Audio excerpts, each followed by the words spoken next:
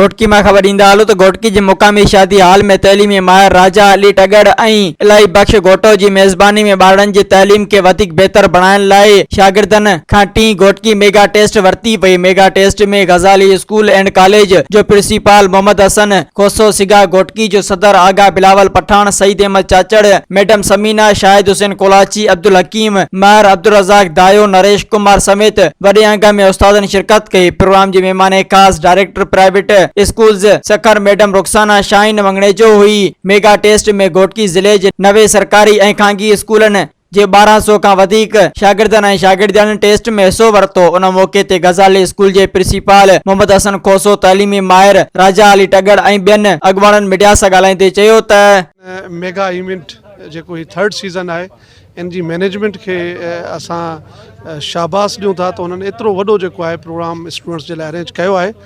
ऐं अहिड़ा इवेंट जेको आहे हमेशह लर्निंग प्रोसेस के वधीक इंट्रस्टिंग ठाहींदा आहिनि ऐं ॿारनि में कॉम्पिटिशन जो जेको आहे उहो माइंड जेको आहे ठहंदो आहे।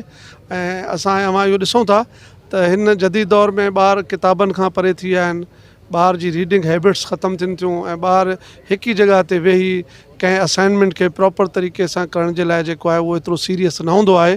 त हिननि इवेंट्स हिननि कॉम्पिटिशन्स जे ज़रिए ॿारनि खे असांजी कोशिशि आहे त वरी किताब जे ऐं बुक जे ऐं रीडिंग जे वेझो कजे। ऐं अल्हम्दुलिल्लाह अमां ॾिसंदो त अहिड़नि इवेंट्स जो अॻिते वञी ॿारनि जे लाइ अञा वधीक जेके कॉम्पिटिटिव एग्ज़ाम्स आहिनि कमीशन जा, CSS जा, पब्लिक सर्विस कमीशन जा, त उन्हनि में बि इन्हनि जो जेको आहे उहो इंट्रस्ट डेवलप थींदो। अॼु जी टेस्ट में 87 स्कूल पार्टिसिपेटेड आहिनि ऐं तक़रीबन 1203 ॿार जेके आहिनि टेस्ट में हिसो उन्हनि वरितो आहे, जंहिंमें नियाणियूं आहिनि, असांजी सिस्टर्स आहिनि, स्टूडेंट्स आहिनि, बॉयज़ जेके आहिनि। अल्हम्दुलिल्लाह ही टेस्ट करण जो जेको बुनियादी मक़सदु आहे त ॿार प्रोफेशनल टेस्ट लाइ तयारु थियनि, ठीकु आहे, ऐं उन्हनि में जेको लिकल टैलेंट आहे उहो ज़ाहिर थिए।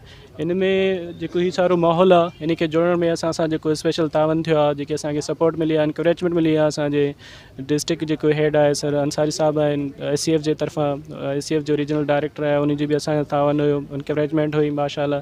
उन खां अलावा प्राइवेट डायरेक्टर स्कूल्स आहे रीजन सखर मैडम शाह जेके रुखसाना आहे, उन बि असांखे सपोर्ट कयो। ही सॼो माहौल ठाहिण में असांजा जेके स्कूल जा स्पेशली घोटकी सां वाबस्ता प्रिंसिपल आहिनि उहे बि असां सां बाक़ाइदा कोऑपरेट में हुया। ही मिली जुली करे असां हिकिड़ो माहौल ठाहियो आहे ताकी असांजा ॿार जेके आहिनि प्रोफेशनल टेस्ट लाइ बिल्कुलु तयारु थियनि।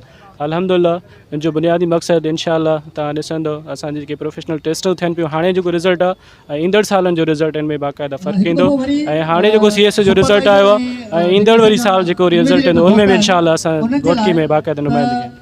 Soomro 3D wallpaper and PVC panel shop दे रहा है सबसे अच्छी सर्विस, बेहतरीन क्वालिटी के आला मयार वॉलपेपर और सीलिंग खूबसूरत डिजाइन और कलर्स में दस्तयाब है। हर किस्म के PVC वॉलपेपर्स और सीलिंग लगवाने के लिए हमसे राब्ता करें।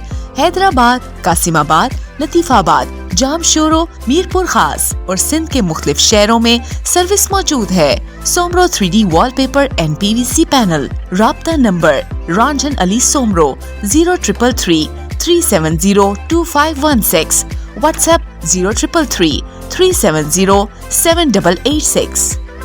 मज़ीद ख़बरनि ऐं तफ़सीलात लाइ विज़िट कयो असांजी वेबसाइट www.awamiNewsHD.com ऐं ॾिसंदा रहो अवामी न्यूज़ HD।